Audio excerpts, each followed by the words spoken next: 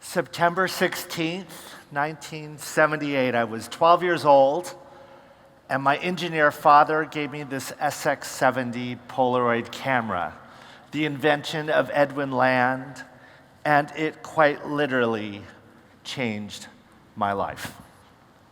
Because when you have this camera, this thing, as it develops, I don't know who this was for you who invited you into your creative life, but for me, when my father gave me that and put in my hand this ability to look at a lens, it changed how I looked at the world. It made me slow down. It made me understand relationships that mattered. It made me understand the things that make us who we are. That's my dad right there. You see, a creative life begins when someone invites you to see the world, not just look at the world. And for me, as I discarded that camera and started with a rangefinder and started looking, seeing, stopping, pausing to look at what goes on in the world, I started to see unique things. I started to see abstractions that became concrete. I started to think things that were of other cultures, and it made me look at my own culture. It made me stop to look at things that seemed very abstract and then things that were incredibly concrete. That's my son Miles up there. Things in the realm of business and things in this absolutely crazy world. It turns out that some of us, I think, born as creative beings, get the great chance and opportunity to make creativity our profession. So those of us in this room who practice design, it really is this creative thing that you're born with, professionalized. And when you get a chance to do it really, in my case for almost 50 years, you get a small glimmer of being able to practice design in its highest calling. Now, what is that? That starts, I think, with the same thing that little lens in an SX70 gives you, which is an ability to truly see the world, and then in your mind's eye, create and conjure something new and extraordinary. But you know, sometimes it's not just seeing the world that matters. Sometimes it's not just conjuring and imagining a world that matters. You have to have the confidence to go make it real.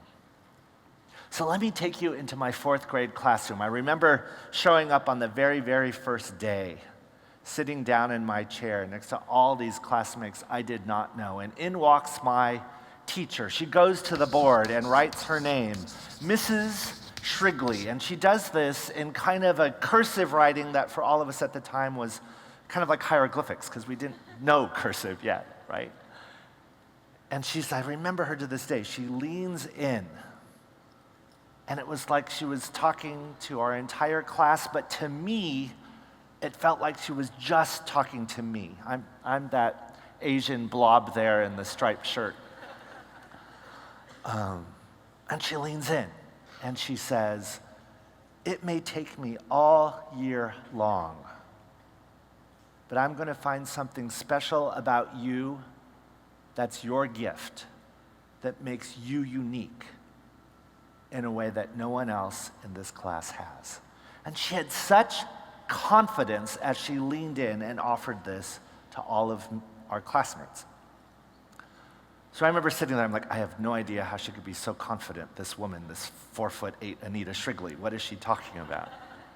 But you know, it's interesting. Really, really early in that year, she reaches out to me and she says, you know, Keith, we're in a brand new classroom and we have nothing on our bulletin boards. I think you should pick a topic, study that topic, and then share with your classmates what you learned. So I went to the shelves and opened up all of the Encyclopedia Britannica books. Most of you probably don't even know what Encyclopedia Britannica is. There were these like volumes of books that had lots of knowledge in it. Okay, so start with the A's and start going through. I read the entire thing, got all the way to the W's, and chose my topic. Learn about whales. So I got out my construction paper and my scissors and my pencils and my colored pens, and I got out the glue stick. You do remember glue stick. Glue stick. And I started to create these bulletin boards, and it was, what is a whale's life like? What does it mean to live this far under the sea? What does it mean to be able to hold your breath this long? What does it mean to be in a sea of mammals versus just fish and plankton? And it turns out, like I remember so distinctly sharing these bulletin boards with my classmates, and I was so proud. I was like, I made this, and this is what I learned, and this is what was important, and this is what a whale is. And as I was done with it, Mrs. Anita Strigley reaches over and very quietly, without anyone hearing except me, says, Keith, maybe that's your gift. Maybe this explaining things to the world is your gift. And it was just the right amount of confidence. You know, when someone believes in you more than you believe in yourself, it was just the right confidence. And it made me more curious, and it made me look at other things about whales. It made me understand that there were many, many other things that I could learn. It made me revisit the Encyclopedia Britannica. It made me understand relationships and connections in this great ecosystem, all because she said, maybe that's your gift. Some of us, I said, who are born with a creative life get to do it as a profession. So as I got to be older and creativity became my profession, this ability to practice design, hopefully practice it in its highest calling, what became true to me is the words of Charles and Ray Eames, which is if you want to practice a creative life, you can never delegate understanding. I run a company called SY Partners. It was founded here in San Francisco 20 years ago.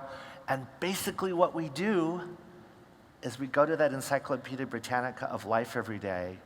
We try to understand something, and we try to help other people understand it so they can take action. So when you get an invitation from IBM to build an exhibition, which is about humankind and how we use information to improve our lives and to improve the world, we get out that metaphoric Encyclopedia Britannica, and we learn everything that's required. And it results in the world's largest infographic about New York City and how you could use data to curb pollution and crime and fraud and help citizens take control of their lives in positive ways. When you have this ability to never delegate understanding, when the invitation comes to study cities and how they come together and what makes people connect with each other, what are the underlying systems, man-made, natural, what are the kind of tributaries that feed cities of success, what are the things that mankind does to the environment, what does it mean to understand? You stand ready to take that understanding and bring mayors together to talk about how to make a city smarter. You stand ready to go into a community to understand hopes and dreams and missing services and things that everyone hungers so that you can work with companies not just to design new products and services for a community, but of a community. You stand ready when you get an invitation to study the American high school and to understand that we're actually ranked 27th in math in the world. And you have to go back to 200 years ago when high school was founded in this country on this extraordinary ideal to create an education for all, to help everyone be available to get a career and profession they want, only to understand that that career back then was largely to be a factory. And so the schools that were designed were kind of a pre-factory for our factory. And that's where we put our kids, and that's where we've kept them ever since. It is only when you have that understanding that when an invitation comes from Lorene Powell Jobs to form something she calls the XQ Super School Challenge, that you stand ready to help her in her quest to call all Americans to the table to reinvent a new American high school. What happens when you get to practice this kind of design is that you realize that what we're trying to do as human beings is just understand cause and understand consequence. Once you start to have a creative life, part of your job is to nurture that creative practice. And you do that often by finding mentors. Early in my career, I was heavily influenced by Paul Rand, and many of you know Paul's work. He really is considered the godfather of graphic design. And I had an opportunity in my late 20s to go visit Paul to have some of my firm's work critiqued by him. So imagine you're in Los Angeles, he's staying at a hotel, you're up against the hotel door, you ring the doorbell, the door opens, and it's not actually Paul Rand at all, it's his wife, Marion, who herself is an incredible design leader. And she looks at you head to toe, and she says, "My oh my, Keith, where is your dinner jacket?"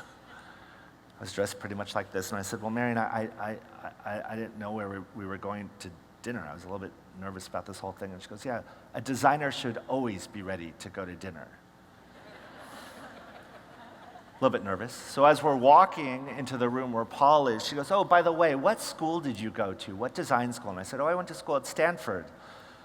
She turns around and she goes, "Wrong choice. You should have gone to Yale." We sit down at Paul's table, and Paul says, "It doesn't matter.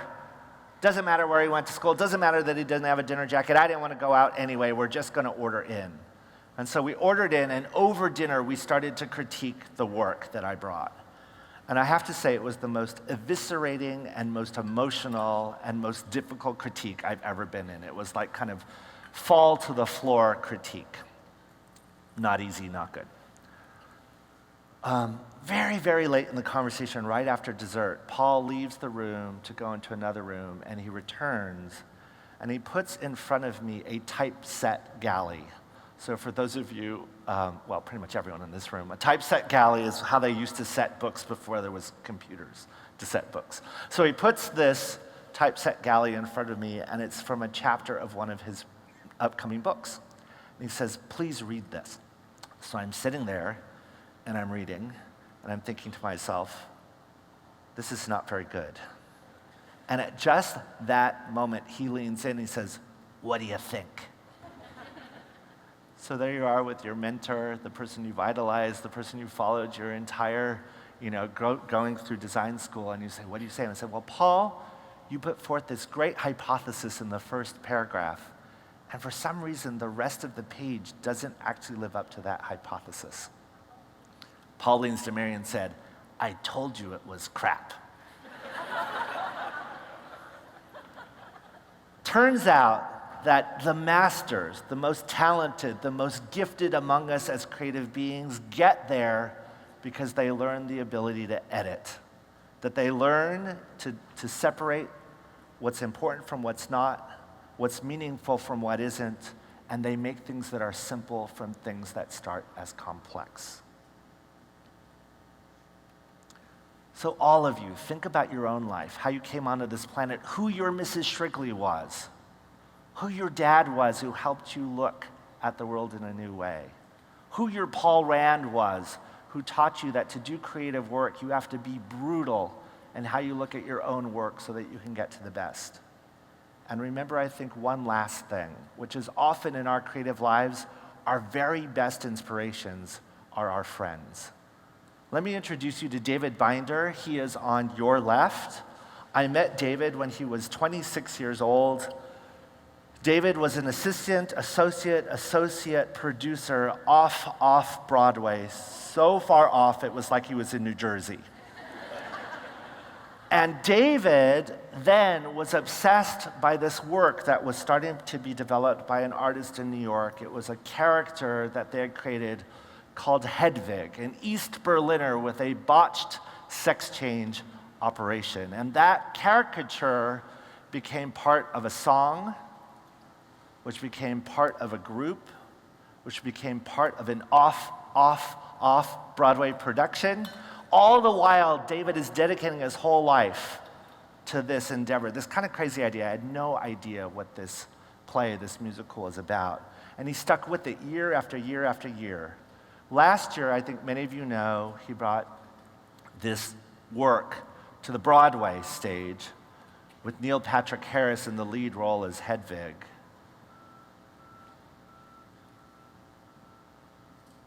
I want to play for you, because it was such an amazing moment to watch our friend toiling through 20 years of this, his Tony Award-winning acceptance speech for Hedwig, this thing he had dedicated 20 years of his life to. Let's hear David Binder. Most people think a producer's job is to find ideas, but actually, I think the opposite happens. The ideas find us. They get into our bloodstream, and then they circulate into our heart, and then our brain, and they take over every thought, and they haunt us. And then it's our jobs as producers to move them forward, to find wholeness, to find completion. Think about your creative life. We often think that a creative life is about bringing ideas into the world. And what my friend David Binder taught me is that actually ideas choose you. Think about your life, think about what it's meant to this moment, think about as you go forward. Ideas choose you. And when they do, what becomes your responsibility? I hope you'll do like David did. When that calling came to him, it came as a whisper, it came as a crazy idea. He said yes to that idea. And 20 years later, over this long haul, he's brought this amazing art into the world. What is your art? And when it calls you, what will you do? I hope you'll say yes in the same way David did, because when you do, that is the essence of a creative life. Say yes. Thank you.